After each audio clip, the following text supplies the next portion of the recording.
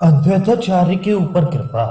यदि प्रेम सचमुच में स्वाभाविक है, यदि वास्तव में उसमें किसी भी प्रकार का संसारी स्वार्थ नहीं है, तो दोनों ही ओर से हृदय में एक प्रकार की हिलोरी सी उठा करती है। उर्दू की किसी कवि ने प्रेम की डरते डरते और संशय के साथ बड़ी ही सुंदर परिभाषा की है। वे कहते हैं, इश्क किसको ही कहते होंगे शायद, सीने में जैसे कोई दिल को मला करे। सीने में दिल को खिंचता हुआ सा देखकर ही वे अनुमान करते हैं कि हो ना हो ये प्रेम की ही बला है, तो भी निश्चय पूर्वक नहीं कह सकते। निश्चयात्मक क्रिया देने में डरते हैं। धन्य है, यथार्थ में इससे बढ़िया प्रेम की कोई परिभाषा हो ही नहीं सकती। शांतिपुर में बैठे हुए अद्वैताचार्य गौरांग की सभी लीलाओं की खबर सुनते और मन ही मन प्रसन्न होते। अपने प्यारे की प्रशंसा सुनकर हृदय में स्वाभाविक ही एक प्रकार की गुदगुदी सी होने लगती। महाप्रभु का यश सौरभ अब धीरे धीरे संपूर्ण गौड़ देश में व्याप्त हो चुका था। आचार्य प्रभु के भक्ति भाव की बातें सुनकर आनंद में विभोर होकर नृत्य करने लगते और अपने आप ही कभी कभी कह उठते, गंगा जल और तुलसी दलों से जो मैंने चिरकाल तक भक्त भय भंजन भगवान का अर्चन पूजन किया था, ऐसा प्रतीत होता है मेरा वह पूजन अब सफल हो गया। गौर हरि भगवान विश्वम्भर के रूप में प्रकट होकर भक्तों के दुखों को दूर करेंगे। उनका हृदय बार बार कहता, प्रभु की छत्र छाया में रहकर अनेकों भक्त पावन बन रहे हैं। वे अपने को गौर हरि के संसर्ग और संपर्क से कृतकृत्य बना रहे हैं। तू भी चलकर अपने इस नीरस जीवन को सार्थक क्यों नहीं बना लेता? किंतु प्रेम में भी एक प्रकार का मीठा मीठा भान होता है। अपने प्रिय की कृपा की प्रतीक्षा में भी एक प्रकार का अनिर्वचनीय सुख मिलता है। इसलिए थोड़ी ही देर बाद वे फिर सोचते, मैं स्वयं क्यों चलूं? जब वे ही मेरे इष्ट देव होंगे तो मुझे स्वयं ही बुलाएंगे, बिना बुलाए मैं क्यों जाऊं? इन्हीं सब कारणों से इच्छा होने पर भी अद्वैताचार्य शांतिपुर नहीं आते थे। इधर महाप्रभु को जब भावावेश होता तभी जोरों से चिल्ला उठते, नाड़ा कहाँ है? हमें बुलाकर नाड़ा स्वयं शांतिपुर में छा छिपा। उसी की हुंकार से तो हम आए हैं। पहले पहल तो भक्तगण समझ ही ना सके कि नाड़ा कहने से प्रभु का अभिप्राय किससे है। जब श्रीवास पंडित ने दीनता के साथ जानना चाहा कि नाड़ा कौन है, तब प्रभु ने स्वयं ही बताया कि अद्वैताचार्य की प्रार्थना पर ही हम जगत उद्धार के निमित्त अब नितल पर अवतीर्ण हुए हैं। नाड़ा कहने से हमारा अभिप्राय उन्हीं से है। अब तो नित्यानंद प्रभु के नवद्वीप में आ जाने से गौरांग का आनंद अत्याधिक बढ़ गया था।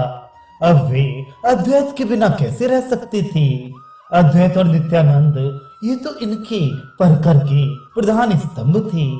इसलिए एक दिन एकांत में प्रभु ने श्रीवास पंडित के छोटे भाई राम से शांतिपुर जाने के लिए संकेत किया। प्रभु का इंगित पाकर रमाई पंडित को परम प्रसन्नता हुई। वे उसी समय अद्वैताचार्य को लभाने के लिए शांतिपुर चल दिए। शांतिपुर में पहुंचने पर रमाई पंडित आचार्य के घर गए। उस समय आचार्य अपने घर के सामने बैठे हुए थे। दूर से ही श्रीवास पंडित के अनुज को आते देखकर वे गदगद हो उठे। उनके प्रसन्नता का पारावार न रहा। आचार्य समझ गए कि अब हमारे शुभ दिन आ गए। कृपा करके प्रभु ने हमें स्वयं बुलाने के लिए रमाई पंडित को भेजा है। भगवान भक्त की प्रतिज्ञा की इतनी अधिक परवाह करते हैं कि उसके सामने वे अपना सब ऐश्वर्य भूल जाते हैं। इसी बीच रमाई ने आकर आचार्य को प्रणाम किया। आचार्य ने भी उनका प्रेमालिंगन किया। आचार्य से प्रेमालिंगन पाकर रमाई पंडित एक ओर खड़े हो गए और आचार्य की ओर देखकर कुछ मुस्कुराने लगे। उन्हें मुस्कुराते देखकर आचार्य कहने लगे, मालूम होता है प्रभु ने मुझे स्मरण किया है, किंतु मुझे कैसे पता चले कि यथार्थ में वे ही मेरे प्रभु हैं। जिन प्रभु को पृथ्वी पर संकीर्तन का प्रचार करने के निमित्त मैं प्रकट करना चाहता था, वे मेरे आराध्य देव प्रभु ये ही हैं। इसका तुम लोगों के पास कुछ प्रमाण है? कुछ मुस्कुराते हुए रमाई पंडित ने कहा, आचार्य महाशय, हम लोग तो उतने पंडित नहीं हैं। प्रमाण और हेतु तो आप जैसे विद्वान ही समझ सकते हैं, किंतु हम इतना अवश्य समझते हैं कि प्रभु बार बार आपका स्मरण करते हुए कहते हैं, अद्वैताचार्य ने ही हमें बुलाया है, उसी के हुंकार के वशीभूत होकर हम भूतल पर आए हैं। लोकोद्धार की सबसे अधिक चिंता अद्वैताचार्य को ही थी, इसलिए उसकी चिंता को दूर करने के निमित्त श्री कृष्ण संकीर्तन द्वारा लोकोद्धार करने के निमित्त ही हम अवतीर्ण हुए हैं। अद्वैताचार्य मन ही मन प्रसन्न हो रहे थे। प्रभु की दयालुता, भक्त वत्सलता और कृपालुता का स्मरण करके उनका हृदय द्रवीभूत हो रहा था। प्रेम के कारण उनका कंठ अवरुद्ध हो गया। इच्छा करने पर भी वे कोई बात मुख से कह नहीं सकते थे। प्रेम में गदगद होकर वे रुदन करने लगे। पास में ही बैठी हुई उनकी धर्म पत्नी सीता देवी भी आचार्य की ऐसी दशा देखकर प्रेम के कारण अश्रु बहाने लगी। आचार्य का पुत्र भी माता पिता को प्रेम में विवल देखकर रुदन करने लगा। कुछ काल के अनंतर अद्वैताचार्य के प्रेम का वेग कुछ कम हुआ। उन्होंने जल्दी से सभी पूजा की सामग्री इकट्ठी की और अपनी स्त्री तथा बच्चे को साथ लेकर वे रमाई के साथ नवद्वीप की ओर चल पड़े। नवद्वीप में पहुंचने पर आचार्य ने रमाई पंडित से कहा, देखो, हम इस प्रकार प्रभु के पास नहीं जाएंगे। हम यहीं नंदन आचार्य के घर में ठहरते हैं। तुम सीधे घर चले जाओ। यदि प्रभु हमारे आने के संबंध में कुछ पूछें तो तुम कह देना वे नहीं आई। यदि उनकी हमारे प्रति यथार्थ प्रीति होगी तो वे हमें यहाँ से स्वयं ही बुला लेंगे। वे हमारे मस्तक के ऊपर अपना चरण रखेंगे, तभी हम समझेंगे कि उनकी हमारे ऊपर कृपा है और हमारी ही प्रार्थना पर वे जगत उद्धार के निमित्त अवतीर्ण हुए हैं। आचार्य की ऐसी बात सुनकर रमाई पंडित अपने घर चले गए। शाम के समय सभी भक्त आकर श्रीवास पंडित के घर एकत्रित होने लगे। कुछ काल के अनंतर प्रभु भी पधारे। आज प्रभु घर में प्रवेश करते ही भावावेश में आ गए। भगवद आवेश में वे जल्दी से भगवान के आसन पर विराजमान हो गए और जोरों के साथ कहने लगे, नाड़ा शांतिपुर से तो आ गया है, किंतु हमारी परीक्षा के निमित्त नंदन आचार्य के घर छिपा बैठा है। वह अब भी हमारी परीक्षा करना चाहता है। उसी ने तो हमें बुलाया है और अब वही परीक्षा करना चाहता है। प्रभु की इस बात को सुनकर भक्त आपस में एक दूसरे का मुख देखने लगे। नित्यानंद मन ही मन मुस्कुराने लगे। मुरारी गुप्त ने उसी समय प्रभु की पूजा की। धूप दीप नैवेद्य चढ़ाकर सुगंधित पुष्पों की माला प्रभु के गले में पहनाई और खाने के लिए सुंदर सुवासित तांबूल दिया। इसी समय रमाई पंडित ने सभी वृतांत जाकर अद्वैताचार्य से कहा। सब वृतांत सुनकर आचार्य चकित से हो गए और प्रेम में वेसुस से हुए गिरते पड़ते श्रीवास पंडित के घर आए, जिस घर में प्रभु विराजमान थे। उस घर में प्रवेश करते ही अद्वैताचार्य को प्रतीत हुआ कि संपूर्ण घर आलोकमय हो रहा है। कोटि सूर्यों के सदृश प्रकाश उस घर में विराजमान है। उन्हें प्रभु की तेजो में मूर्ति के स्पष्ट दर्शन ना हो सके। उस असह्य तेज के प्रभाव को आचार्य सहन ना कर सके। उनकी आंखों के सामने चकाचौंध सी छा गई। वे मूर्छित होकर भूमि पर गिर पड़े और दहली से आगे पैर ना बढ़ा सके। भक्तों ने वृद्ध आचार्य को उठाकर प्रभु के सम्मुख किया। प्रभु के सम्मुख पहुंचने पर भी वे संज्ञा शून्य ही पड़े रहे और बेहोशी की हालत में लंबी लंबी सांसें भरकर जोरों के साथ रुदन करने लगे। उन वृद्ध तपस्वी विद्वान पंडित की ऐसी अवस्था देखकर सभी उपस्थित भक्त आनंद सागर में गोते खाने लगे और अपनी भक्ति को तुच्छ समझकर रुदन करने लगे। थोड़ी देर के अनंतर प्रभु ने कहा, आचार्य उठो, अब देर करने का क्या काम है। तुम्हारी मनोकामना पूर्ण हुई। चिरकाल की तुम्हारी अभिलाषा के सफल होने का समय अब सन्निकट आ गया।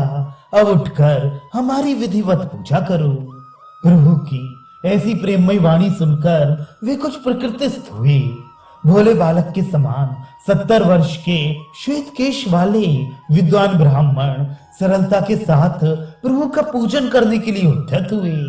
जगन्नाथ मिश्र, जिन्हें पूज्य और श्रेष्ठ मानते थे, विश्व रूप के जो विद्या गुरु थे, और निमाई को जिन्होंने गोद में खिलाया था, वे ही भक्तों के मुकुटमणि महामान्य अद्वैताचार्य एक 23 वर्ष के युवक के आदेश से सेवक की भांति अपने भाग्य की सराहना करते हुए उसकी पूजा करने को तैयार हो गए। इसे ही तो विभूति मत्ता कहते हैं। यही तो भागवत्ता है, जिसके सामने सभी प्राणी छोटे हैं, जिसके प्रभाव से जाति, कुल, रूप तथा अवस्था में छोटा होने पर भी पुरुष सर्व पूज्य समझा जाता है। अद्वैताचार्य ने सुवासित जल से पहले तो प्रभु के पाद पद्मों को पखारा, फिर पाद्य अर्घ देकर सुगंधित चंदन प्रभु के श्री अंगों में लेपन किया। अनंतर अक्षत, धूप, दीप, नैवेद्य आदि चढ़ाकर सुंदर माला प्रभु के गले में पहनाई और तांबूल देकर वे हाथ जोड़कर गदगद कंठ से स्तुति करने लगी। वे रोते रोते बार बार इस श्लोक को पढ़ती थी। ब्राह्मणों की पूजा करने वाले प्रभु के पाद पद्मों में प्रणाम है। गौ और ब्राह्मणों का व्रत पालन करने वाले भगवान के प्रति नमस्कार है। संपूर्ण जगत का उद्धार करने वाले श्री कृष्ण चंद्र को प्रणाम है। भगवान गोविंद के चरणों में कोटि कोटि नमस्कार है। श्लोक पढ़ते पढ़ते वे और भी गौरांग को लक्ष्य करके भांति भांति की स्तुति करने लगे। स्तुति करते करते वे बेसुध से हो गए। इसी बीच अद्वैताचार्य की पत्नी सीता देवी ने प्रभु की पूजा की। प्रभु ने भावावेश में आकर उन दोनों के मस्तकों पर अपने श्री चरण रखे। प्रभु के पाद पद्मों के स्पर्श मात्र से आचार्य पत्नी और आचार्य आनंद में विभोर होकर रुदन करने लगी। प्रभु ने आचार्य को आश्वासन देते हुए कहा, आचार्य अब जल्दी से उठो, अब देर करने का काम नहीं है। अपने संकीर्तन द्वारा मुझे आनंदित करो। प्रभु का आदेश पाते ही आचार्य दोनों हाथों को ऊपर उठाकर प्रेम के साथ संकीर्तन करने लगे। सभी भक्त अपने अपने वाद्यों को बजा बजा कर आचार्य के साथ संकीर्तन करने में निमग्न हो गए। आचार्य प्रेम के आवेश में जोरों से नृत्य कर रहे थे। उन्हें शरीर की तनिक भी सुध-बुध नहीं थी। वे प्रेम में इतने मतवाले बने हुए थे कि कहीं पैर रखते और कहीं जाकर पैर पड़ते थे। धीरे धीरे स्वेद, कंप, अश्रु, स्वरभंग तथा विकृति आदि सभी संकीर्तन के सात्विक भावों का अद्वैताचार्य के शरीर में उदय होने लगा। भक्त भी अपने आप को भूलकर अद्वैताचार्य की ताल के साथ अपना ताल स्वर मिला रहे थे। इस प्रकार उस दिन के संकीर्तन में सभी को अपूर्व आनंद आया। आज तक कभी भी इतना आनंद संकीर्तन में नहीं आया था। सभी भक्त इस बात का अनुभव करने लगे कि आज का संकीर्तन सर्वश्रेष्ठ रहा। क्यों ना हो, जहां अद्वैत तथा निमाई, निताई ये तीनों ही प्रेम के मतवाले एकत्रित हो गए हों, वहां अद्वितीय तथा अलौकिक आनंद आना ही चाहिए। बहुत रात्रि बीतने पर संकीर्तन समाप्त हुआ और सभी भक्त प्रेम में छके हुए से अपने अपने घरों को चले गए।